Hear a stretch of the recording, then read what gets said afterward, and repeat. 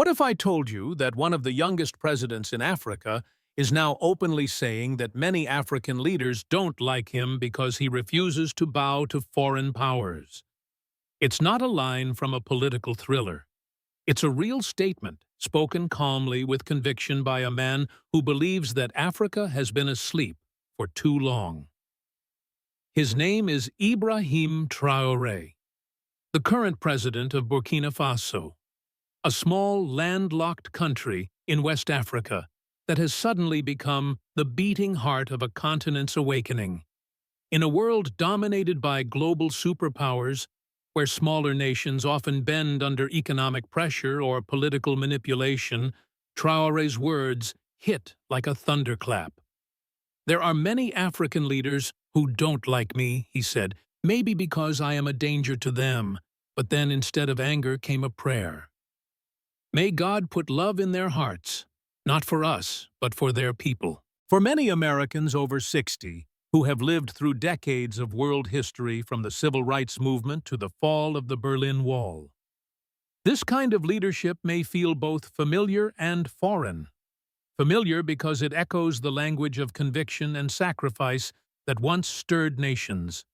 Foreign because it comes from a corner of the world most headlines rarely explain Africa, and more precisely, Burkina Faso. And yet, something about Ibrahim Traoré's voice feels universal. It speaks of justice, dignity, and the right to tell one's own story. It's the kind of message that cuts across geography and age, reaching anyone who's ever believed that integrity still matters. So tonight, let's step beyond the headlines. Let's look closer at the young soldier who has become a symbol of Africa's resistance and ask ourselves a simple question. Can one man truly change Africa's destiny, or is Ibrahim Traoré just another symbol of hope in a long line of dreamers who came before him? The hall was filled with colors, vibrant fabrics, proud faces, and the quiet hum of anticipation. Men and women from across the African diaspora, some gray-haired and bent with age, others young and filled with energy, had traveled thousands of miles to return to what President Ibrahim Traoré called the land of the integrated. As the president stepped forward, there was no political stiffness in his tone. Instead, he began with something few leaders do anymore: gratitude. "Among you," he said softly, "there are old people, very old, who despite the weight of age have made the journey. I say to you infinitely, thank you from the bottom of my heart."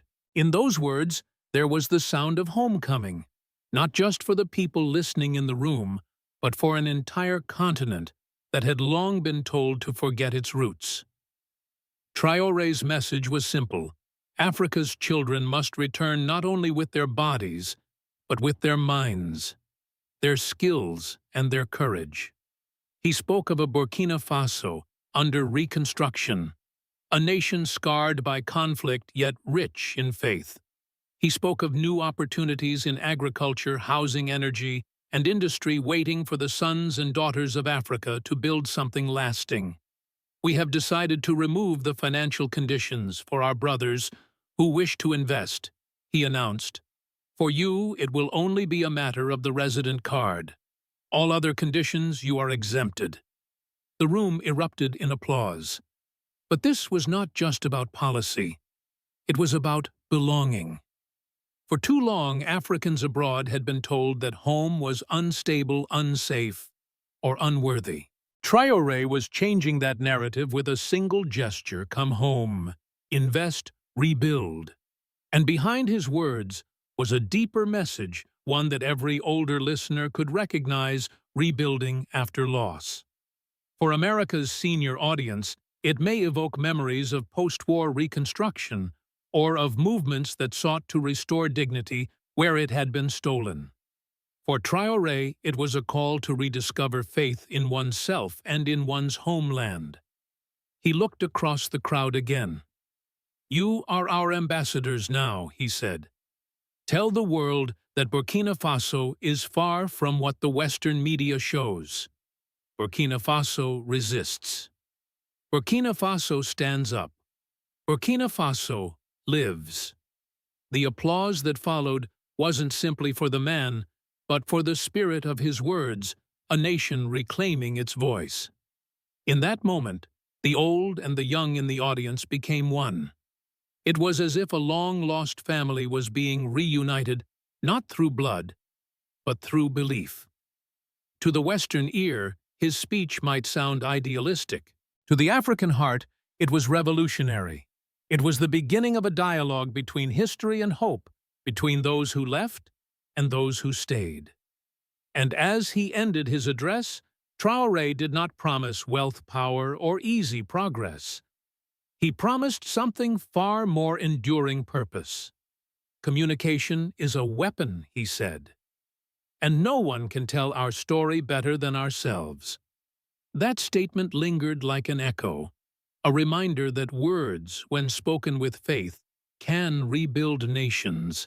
Because in a world where others have written Africa's story for centuries, a young president was now standing up and saying, "It's time we tell our own." There comes a point in every nation's story when silence becomes unbearable. For Ibrahim Traoré, that moment arrived, the day he looked at Africa still chained by debts, dependency, and divisions, and said, "No more." His voice, steady, yet burning with conviction, echoed through the hall. There is no people in the world who suffered like Africans. No people can claim to have survived after all the ordeals that black people have endured. The crowd grew still. For a moment, no one breathed. Because he wasn't quoting history books, he was opening wounds that still bleed. He spoke of centuries of colonization, of the slave ships that tore generations from their roots of wars funded and fueled by outsiders who profited from Africa's pain. And yet, within that darkness, he found the light that defines resilience. Africans are the most resistant in the history of humanity. That sentence hit like thunder. To the elders in the audience, some who had seen their families migrate to Europe or America, it was a reminder that survival itself is an act of victory. To the youth, it was a command, never again forget who you are. Then came the turning point, the emotional peak of his speech. Seeing Africa waking up is a nightmare for some. But yet Africa is waking up, and Africa will wake up. The applause erupted like a wave, not polite, but raw, defiant, full of tears. It was the sound of recognition of a continent refusing to kneel again. To Western ears, these words might sound political, but to Africans and to anyone who has ever fought for dignity, they are deeply spiritual. Traoré wasn't just talking about borders or economies. He was talking about the soul of a people who had been told for centuries that they were inferior. And then he said something that few expected. We will not be accomplices in letting Africa remain what they thought it was, a land of slaves, a cursed land. We will tell them that Africa is a continent of hope, a combative continent, and a continent of the future. That was the moment he shifted from memory to mission. You could feel the emotion rising, people clutching their hands, eyes glistening. In that instant, the past and the future met in a single breath. For the American viewer watching this, perhaps it brings back echoes of speeches you've heard before of Martin Luther King Jr., who dreamed of freedom, of Nelson Mandela, who endured prison for justice, of John F. Kennedy, who told a generation to ask what they could do for their country. Traoré's message carries that same pulse, the conviction that dignity is not granted by others. It is claimed by those who dare to stand tall. He ended that section with a phrase that could have been carved into stone. Impossible is not African. Those 4 words drew the line between despair and destiny. They carried the weight of centuries, the suffering of millions who came before, and the hope of millions yet to be born. And as the music swelled and the cameras captured his calm, unwavering face, there was no doubt left. This was more than a political address. It was a declaration of faith, faith in Africa's capacity to heal, to rise, and to define its own future. After the echoes of applause faded, President Ibrahim Traoré shifted from history to action. His tone grew calm, deliberate, almost paternal, as if he were speaking to his own children scattered across the world. "Communication is a weapon," he said, "and no one can tell our story better than ourselves." Those words carried a quiet power. He wasn't calling for war, he was calling for truth. For too long, he explained Africa's image had been shaped by Western lenses, newsrooms in Paris, Washington, or London, deciding which stories deserve to be told and which should remain buried. Now Traoré was turning that idea on its head. He wanted Burkina Faso to speak for itself, to show the world not its scars, but its strength. And his plan was clear: build African-controlled radio and television networks, create educational programs that taught children their real history, and develop industries that would finally make the country self-reliant. "They have told our stories for centuries," he said. "Now it is time we tell them as they are." This was more than political rhetoric. It was a blueprint for sovereignty, a roadmap toward an Africa that no longer depended on others to define it. In a single speech, Traoré managed to turn abstract ideas into tangible goals: economic sovereignty through agriculture and local industry, social unity through education and shared media, political courage through collective independence. He painted the image of a Burkina Faso reborn, a place where farmers could feed their own engineers, could power their cities, and young people could dream without leaving home. For many in the audience, these words felt revolutionary. For some older listeners, both in Africa and abroad, it felt like déjà vu, an echo of past promises that had been crushed by corruption or foreign interference. But this time, something felt different. Traoré was not pleading for help. He was offering partnership. "We will accompany you to invest in key areas," he promised. "Burkina Faso is under construction. We have begun to change many of our laws, and we need the brains of our brothers to come and build the industries that are needed here." The significance of those words rippled far beyond Burkina Faso. It was a call to the diaspora, not as tourists or donors, but as builders and believers. He was telling Africans abroad, "Your country still needs you." And behind every policy point, there was emotion, a subtle defiance against the fatalism that had long haunted Africa. The message was simple but profound. We can feed the world, not beg from it. For American viewers, especially those who have watched economies rise and fall, who remember when their own nation rebuilt itself through industry and determination, there's a mirror here. The spirit of reconstruction, of taking control of one's destiny, is universal. Burkina Faso, though small, was becoming a symbol of that old truth: strength isn't measured by size, but by spirit. And as Traoré spoke, you could sense it. He wasn't just leading a nation, he was teaching a generation. Teaching them that courage isn't found in comfort, but in commitment. That the real revolution begins not in the streets, but in the mind. When he finished, there was no need for grand applause. The silence that followed was heavy, not with doubt, but with purpose.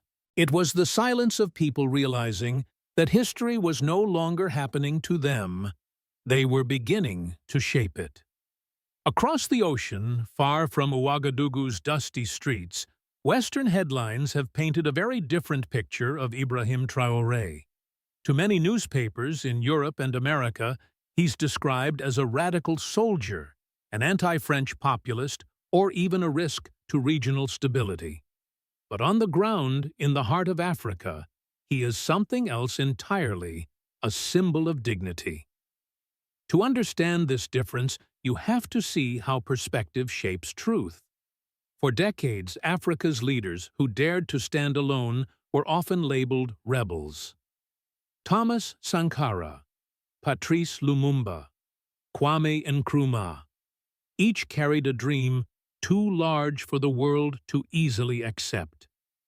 Now Traoré walks that same fragile path, one foot in hope, one in danger. And yet he does it with calm conviction. He does not shout against the West. He simply insists that Africa deserves to choose its own destiny. For many older Americans who lived through the Cold War, this struggle may sound familiar. You've seen nations fight to find independence between superpowers, to walk the narrow road between influence and integrity. And perhaps, at its heart, Traoré's message isn't so different from the one America once believed in: freedom, self-reliance, and the right to speak for oneself. If you had been told all your life that your country was poor, broken, and hopeless, he asks, wouldn't you fight to change that story? It's a question that resonates far beyond Africa, because the battle for truth, for the right to define who we are, is universal. The difference is that now a small landlocked nation called Burkina Faso stands at the front line of that struggle. And the young man leading it, Ibrahim Traoré, has become, willingly or not, the mirror through which the world must confront its own contradictions. Do we really believe in freedom for all nations, or only for those who obey? As the sun set over Ouagadougou, Ibrahim Traoré stood before his people for the final time that day. The crowd, thousands strong, had stopped cheering. They were listening, truly listening, to a man who believed that Africa's greatest power was not its gold nor its land, but its people. His final words were quiet, but they carried the weight of generations. The country or death we will overcome. For the people of Burkina Faso, those words weren't just a slogan. They were a promise that even in the face of war, poverty, or isolation, they would not surrender their dignity. And perhaps that is why this story matters even to those of us watching from afar in America, in Europe, wherever we are. Because every generation faces its own struggle for truth, for unity, for meaning. For Africa, this is that moment. For men like Traoré, this is the fight that will define a century. Burkina Faso today is not perfect. It battles terrorism, foreign pressure, and the weight of its own history. Yet in the midst of that storm, there's something profoundly human about its journey. A sense that just maybe the same courage that once built nations in the West is now being reborn in the heart of Africa. And so the question remains for us, the viewers, the witnesses: can the world accept a truly independent Africa? Can we continue to trust leaders like Ibrahim Traoré, or should we fear what real sovereignty looks like? These are not easy questions, but they are necessary ones. Because in the end, truth has a way of outlasting propaganda, and hope has a way of outliving fear. So if you've listened this far, maybe it's because something in you recognizes that same spark, the one that built your country, your community, your belief in freedom. Please share if you feel you are among the first to know and support President Ibrahim Traoré. Subscribe if you believe that the truth matters more than the headlines. Comment below. Do you believe that Africa's rise is impossible, or is this the dawn we've all been waiting for? Because this isn't just Africa's story. It's humanity's reminder that every generation must fight again and again to be free.